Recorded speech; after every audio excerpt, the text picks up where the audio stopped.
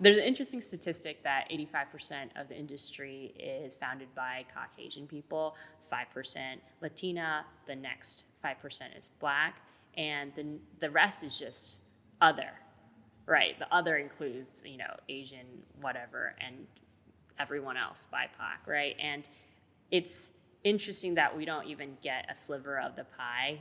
We're not represented at all. And I think that right now there are so many interesting brands that have that very niche category that really are owning their heritage and bringing it forth and trying to smash all the barriers with it. And they're coming to light.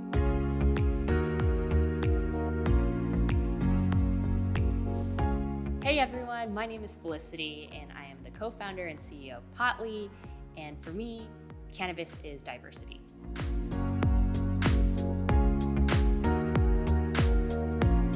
Potli makes ingredients for the elevated life. And what we mean by that is we are really aiming to bring cannabis out of that stash drawer that is hidden to the front and center of your pantry in your kitchen.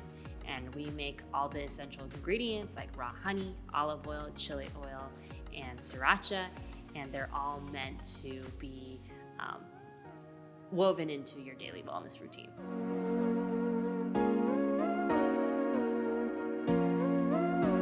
Potli is really special in that it's really rooted, the entire brand is really rooted in ingredients that are sourced locally from Northern California. I'm born and raised in the East Bay, and it all started when we started harvesting honey from my parents' backyard in Hayward. And so all of the honey that you are able to eat every day with Potli is actually hyper-local.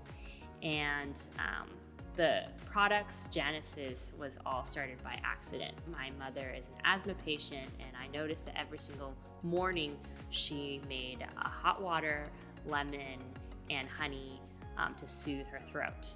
And I thought, well, there's no way my Asian immigrant mother would ever smoke weed with me. There's no way, because of all the stigmas against it. Why don't I incorporate weed into this honey that she is eating every day? And that's how we started our brand. I mean, my mom, the turning point for her, I remember so clearly, was that she looked at me and as Asian kids, I think we kind of take an independent role and we kind of make decisions, and then we let our parents know, hey, this has happened. And it was kind of a moment of acceptance for them. And when I basically was like, hey, I've started this company, it's happening, whether you like it or not, but just wanted to know, I want you guys on board and I want you guys involved, because the honey is harvested in their own backyard, and the Sriracha is a family recipe, and also the chili oil. And my mom looked at me and she's like, Felicity, as long as you are not hurting people, you are helping people, I will support you. And it just really, in her mind, it shifted when I was like, Mom, that's the whole point. We're trying to help more and more people become healthier and deal with things in ways that doesn't have to be, with medicine that is not natural. And I think she finally got it after that point. And since then, my mom hops on the production line, slaps labels on. It's a very much a family business. Every single product that ends up at your home and after you purchase it from the dispensary has been touched by me or my family member, really putting a lot of love into what we create.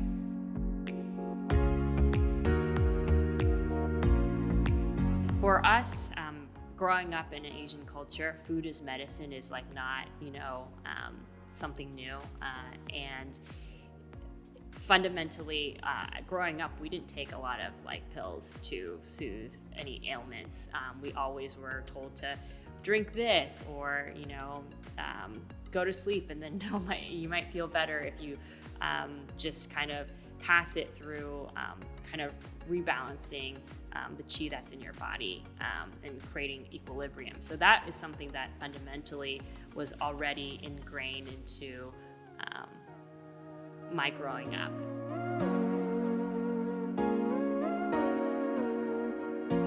our company is extremely diverse in that it's like 80% BIPOC, almost all women. And it's all not by specific design. Like we weren't searching for only hiring women or only hiring minorities. It just kind of happened. And I think that when we do kind of get to look at our team and realize how balanced it is really a special kind of time to be alive and working together to achieve what we're trying to do with Potli. That's a big part of what diversity means to me.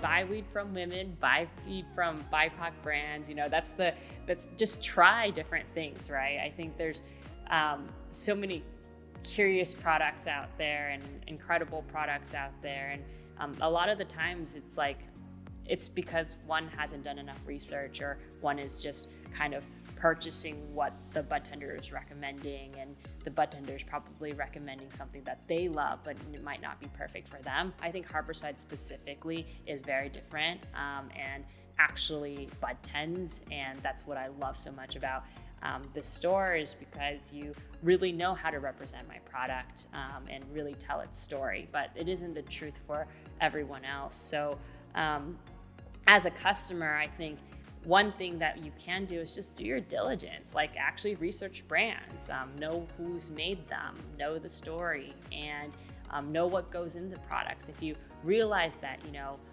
all the ingredients we're sourcing is native to your land because we care about our carbon footprint and the products that we're making, this should matter to you.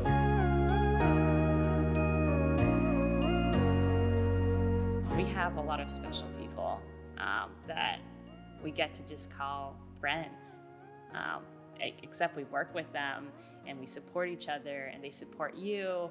And I think that I feel so welcomed by the Harborside family since day one. And nobody had to care about someone that's new in the industry that hasn't been in there for years. I started in 2017 just because I love weed, but everybody has embraced me and I feel so welcomed always.